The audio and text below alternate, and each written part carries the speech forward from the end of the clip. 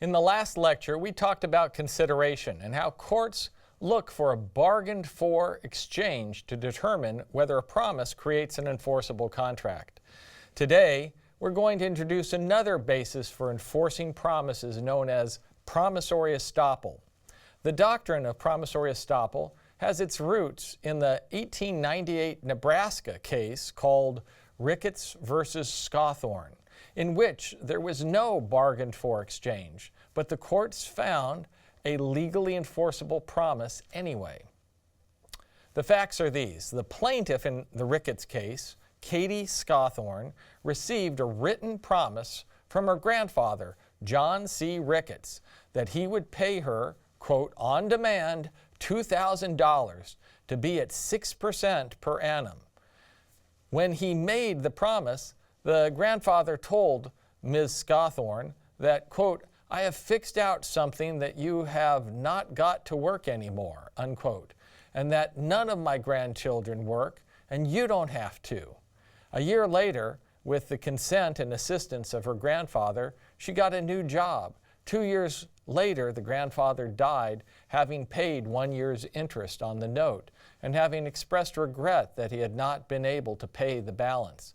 Ms. Scotthorn then sued the executor of the grandfather's estate, Andrew D. Ricketts, for the balance. So, was there consideration in this case?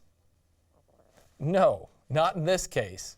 The grandfather promised to give his granddaughter the money, but he did not ask for anything in return, nor did she promise anything in return.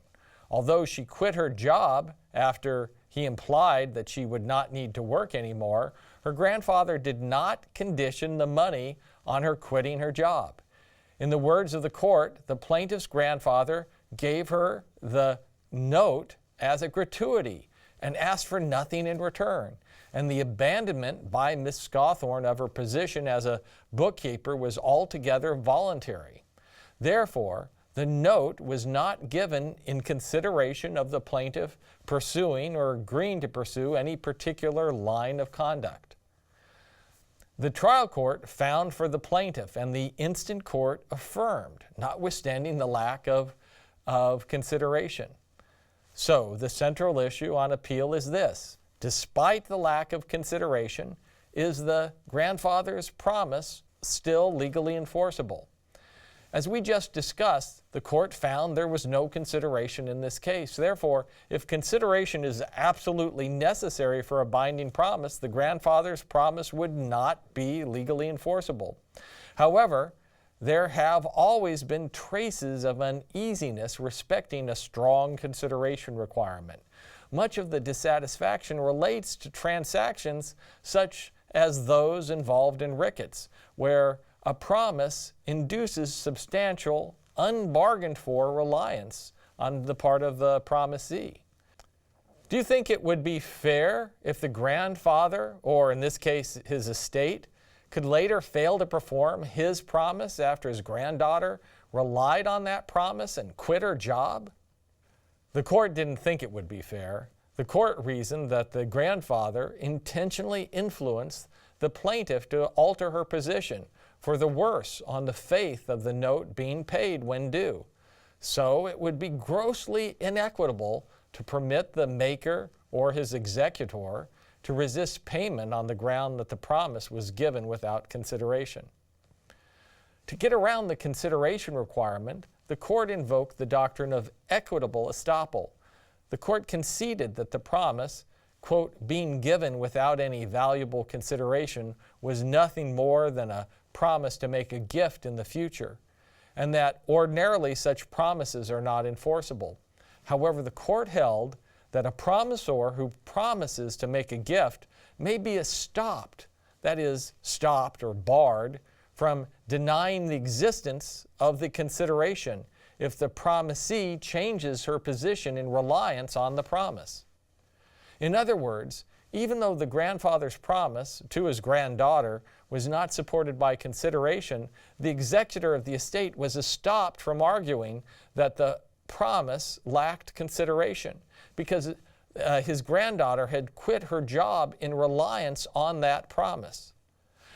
The court supported its position with precedent. Past courts had held that, quote, an action on a note given to a church, college, or other like institution upon the faith of which money has been expended or obligations incurred could not be successfully defended on the ground of a want of consideration. But those courts found an enforceable promise for a different reason. Those courts held that, quote, the expenditure of money or assumption of liability by the donee on the faith of the promise constitutes a valuable and sufficient consideration. The court in Ricketts, on the other hand, held that there was no consideration, but stopped the defendant from raising that defense. This use of estoppel was unusual for two reasons. First, equitable estoppel traditionally only applied to representations of facts. If you represented to a patient that you are a specialist, you can be estopped from later denying it in court, even if you in fact are not a specialist. Second, the doctrine of equitable estoppel is commonly understood to provide a shield, not a sword. Estoppel is a defense that prevents another from denying certain facts. In Ricketts, the doctrine is applied as a sword to support a new cause of action that would otherwise not exist. Was the Ricketts court simply confused about the meaning of equitable estoppel? Well, one might instead read the opinion as a good example of judicial craft under the common law. The court observed a form of injustice. The court observed a form of injustice that the law might remedy, finding no clear legal grounds at hand and facing the bar against enforcement under the doctrine of consideration. It took a neighboring legal category, estoppel, and stretched it a bit to do new work. This is the process of creative destruction, where courts sometimes do injury to an existing concept to help redeploy it in another context. It's only later that courts feel comfortable giving the new creation a separate and new name. The modern term, promissory estoppel, dates from Samuel Williston's 1920 treatise on contract law. Williston carefully studied cases and convinced himself that the consideration doctrine could not explain all the case outcomes. In his treatise, Williston collected a number of cases, including Ricketts, in which reliance seemed to be doing the job of consideration. It was a substitute for consideration. Recognizing the differences between the well-established doctrine of equitable estoppel and the doctrine invoked by this collection of cases, Williston suggested a new name for the latter, promissory estoppel. Williston later served as the reporter on the first restatement of contracts and included a new section, section 90, for promissory estoppel. The section's number remained the same in the second restatement, which now reads, a promise which the promisor should reasonably expect to induce action or forbearance on the part of the promisee or a third person, and which does induce such action or forbearance, is binding if injustice can be avoided only by enforcement of the promise. The remedy granted for breach may be limited as justice requires. Section 90 is one of the few sections of the restatement that you should commit to memory as synonymous with promissory estoppel. You can see that it has three elements. The promisor should have expected her promise to induce reliance. The promise must actually induce reliance, and injustice can be avoided only by the promise's enforcement. If the plaintiff in Ricketts versus Scotthorn had not quit her job after her grandfather promised her $2,000 plus interest, would the promise have been binding under the theory of promissory estoppel? Nope.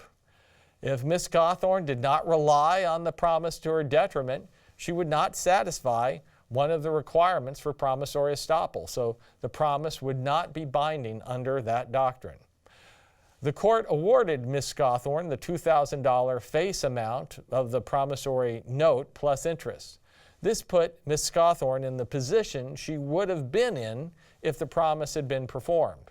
When a court does this, we say that the court awards expectation damages, because the court puts the plaintiff in the position she would expect to be in when the promise was made.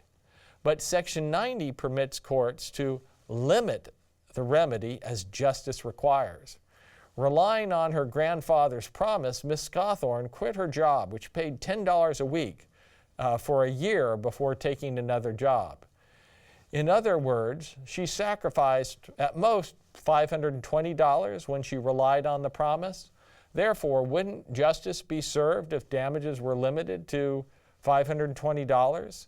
If the court did so, we would say that the court awarded reliance damages. Reliance damages seek to make the promisee whole by compensating her for the cost she incurred in relying on the promise, instead of putting the promisee in the position she would have been in had the promise been fully performed. Grant Gilmore famously predicted in a book called Death of Contracts that Section 90 would swallow contracts, that promisees would use promissory estoppel claims under Section 90 instead of breach of contract claims to enforce their promises. But Gilmore's prediction has not come true. Promisees routinely opt to sue for breach of contract because it's a more certain basis for liability, avoiding all these considerations of what justice requires, and without potentially having limited damages. So, let's recap. Sometimes consideration is not needed to enforce a promise. If a promisee reasonably relies on a promise and changes her position accordingly, the promise may be binding even without consideration, if justice so requires. However, the remedy granted for the breach may be limited to compensate the promisee for her reliance, and the court need not award the full value of the promise.